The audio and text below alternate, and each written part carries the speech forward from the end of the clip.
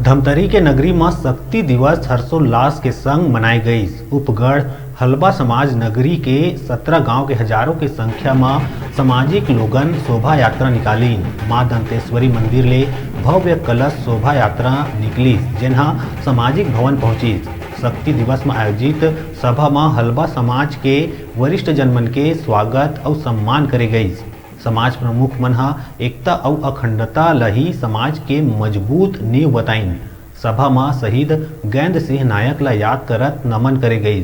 समारोह के मुख्य अतिथि कामता प्रसाद बिसेन रही। सभा में महिला मन के भी विशेष सम्मान करे गई।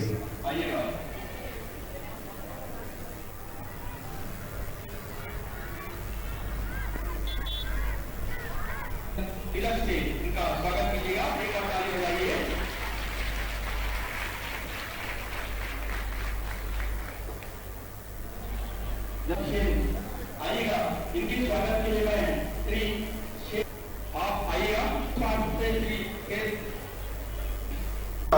आदिवासी हलबा समाज उपगढ़ नगरी के द्वारा या पूरे छत्तीसगढ़ के द्वारा 26 दिसंबर को शक्ति दिवस का पर्व मनाया जाता है। यह पर्व 1998 से हमारा केंद्रीय कार्यालय बड़े डोंगर से प्रारंभ हुआ और आज तक पूरे हलबा समाज के द्वारा गांव-गांव में या एक जगह इकट्ठा होकर हम लोग शक्ति दिवस का पर्व मनाते आ रहे हैं।